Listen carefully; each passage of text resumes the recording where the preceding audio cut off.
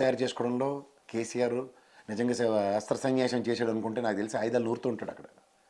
ఆయన్ని ఎవరైనా అండర్మైన్ చేశారంటే వాళ్ళ కర్మ. ఎంత సైలెన్స్ అంటే నాకు తెలిసి ఇలాంటి విషయాల మీద ఆయన ఎక్కువ ఫోకస్ చేస్తూ దీనికి ఒక రణనీతిని రాజనీతిని ఎలా రచించాలో దాని మీద ఉంటాడు. ఈ చిన్న శతక ఎలక్షన్ ఓడిపోయాము దిగులు పడిపోయాము వీటికి కాదు, తెలంగాణకి రాబోయే ప్రమాదాన్ని ముందే పసిగట్టి 2 సంవత్సరాలు బట్టి గమ్మున ఉన్నాడు ఆయన. ఇది గమనించమన్నాడు ఎవడన్నా. నేను ఫేలర్లు తీసుకొచ్చి యూనియన్ టెరిటరీ అయిపోతుంది, తొక్క అయిపోతుంది, తోటకూర అయిపోతుంది కూర్చుని మాట్లాడడం చాలా సులువు. ఆడు సెకండ్ క్యాప్టెన్ ఆడు చెప్పడం అంతకన్నా ఈజీ. తర్వాత వచ్చి ఉద్యమ నేపథ్యం ఉంటుంది చూడు, దానికి ఒక దశ ఉంటుంది. దశ లేకుండా పోరాటాలతో సాధించుకున్న తెలంగాణకి ఇవాళ ఒక మార్గదర్శకాలు ధైర్యకానం ఏందనుకో, రాష్ట్ర నలుమూలల నుంచి పేంతారు తాళ్ళని ఉరితాళ్ళ కింద, తర్వాత శాశ్వత సమాధులే. అంత తెలివి లేకుండా జాతీయ పార్టీ స్థాయిలో పెట్టుకోవడానికి ఇవన్నిటికీ నేపథ్యాలు ఎందుకు క్రియేట్ చేసుకున్నాను అనుకున్నాను. రేపు పొద్దున్న ఇలాంటి దీని మీద వచ్చినప్పుడు వేదికలు క్రియేట్ అవ్వడానికి ఆస్కారాలు ఉంటాయి. తెలంగాణ మీద కేసీఆర్ కన్నా వాడికి కమిట్మెంట్ ఉండదు. ఆ పదాన్నే కోల్పోయాడు ఆయన పార్టీలో. ఎందుకు కోల్పోయాడు అనుకుంటున్నావు? తెలంగాణ అస్తిత్వానికి ప్రమాదాన్ని ముందే పసిగట్టాడు ఆయన.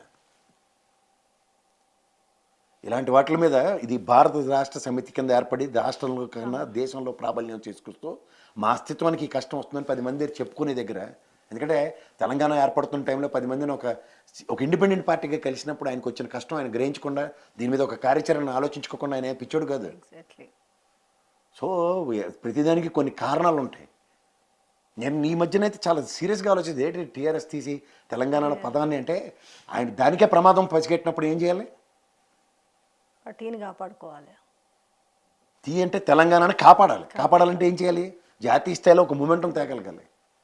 ఇదే శుభ్రంగా ఉన్న దగ్గర ఇప్పుడు వాళ్ళ వెనుకబడిన జిల్లాలు అన్నది మీరు జాగ్రత్తగా గమనించుకో. రాష్ట్ర విభజనప్పుడు దగ్గర 10 జిల్లాలు వెనుకబడి జిల్లాలని చెప్పి మనకి 350 500 కోట్ల ప్యాకేజ్ అనౌన్స్ చేశారు. ఆంధ్రప్రదేశ్లో 7 జిల్లాలని, 23 జిల్లాలను ఎరగొట్టి వాళ్ళకి 13 ఇచ్చి మనకి 10 ఇచ్చిన దగ్గర 10కి 10 వెనకబడిన జిల్లాల కింద మనం ఉన్న దగ్గర 4 కాలు చేయి కూడగట్టుకుని హైదరాబాద్ గ్రేటర్ హైదరాబాద్ని యూనియన్ టెరిటరీ చేస్తామన్న దగ్గరే పునాదులు ఎప్పుడు పడి ఉంటాయి. అది ఇప్పుడు కొంచెం బయటకు వస్తుంది. ఇవన్నీ ఆయన 10 సంవత్సరాలు ముఖ్యమంత్రిగా దేశ ముఖ చిత్రంలో ఈ కాంగ్రెస్ లాంటి వాళ్ళని బీజేపీ వాళ్ళని చూడకుండానే ఈ స్థాయికి ఎదిగాడు ఆయన. ఓవర్నైట్ ఆవిర్భవించిన ఇది కాదు కదా.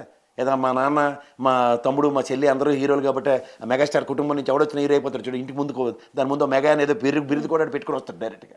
అలాంటిది ఆయనకి ఆ ప్రాబ్లం లేదు కదా. ఆయనకు ఒక జాతిపిత స్థాయి ఆయనకి ఇస్తున్నప్పుడు ఆయన ఆలోచించే విధానం ఎలా ఉంటుంది? గాంధీతో పోలిస్తున్నారు ఆయన్ని. గాంధీ బ్యారిస్టర్ చదువుకు వచ్చి బట్టలు తృణప్రాయంగా వదిలేశాడు ఆయన. ఎందుకు? భారతదేశంలో ఉన్న కష్టాలు చూసి. నేను కూడా వాళ్ళ సూటు బూటు వేసుకుని ఈ విధంగా నటిస్తే నాతో ఉద్యమ నేపథ్యం ఉండదు, కర్ర కటారు పట్టుకుంటండి కొడదాం చంపుదాం అంటే ఎంతమంది వస్తారో, ఎన్ని రోజులు వస్తుందో అవన్నీ చూసి లాంగ్ టర్మ్ సస్టైనిటీ కోసం ప్లాన్ చేసుకున్న గాంధీ ఉద్యమం. స్వతంత్ర సమరంలో ఇవాళ ఆయన ఒక్కడికి ఐడెంటిటీ ఎందుకు వచ్చింది చెప్పొచ్చు. ఇవాళ సుభాష్ చంద్రబోస్ గారు వల్ల, భగత్ సింగ్ గారి వల్ల వచ్చింది. నేను కాదంటలే, వాళ్ళ త్యాగాలను కూడా మరువలేనివి, గణనీయమైనవి. మెయిన్ ఒక హ్యూజ్ స్థాయిలో గాంధీని చూస్తుంటాం అని ఒక లాంగ్ సస్టైనిటీ కోసం ప్లాన్ చేసిన దగ్గర అదే ఆయన ప్లానింగ్. ఇప్పుడు చూడు కాంగ్రెస్ వాళ్ళు ఆ 10 మందిని దూర తెచ్చంలో అవ్వడరే కానీ అర్రే నాకు పిల్లలు పుట్టారు కాబట్టి నువ్వు అక్కర్లేదు, 2 గెలిచాం కాబట్టి మేము గెలిచేస్తామని బేగాలు పోవడం కాదు కదా. తెలంగాణ దాన్ని శాశ్వతంగా పరిరక్షించుకోవాలంటే గెరిల్లా యోధుల యొక్క తంత్రాన్ని రచించుకుంటూ వస్తున్నాడు ఆయన. ఒకప్పుడు మహానుభావుడు జయశంకర్ గారు ఉండేవారు.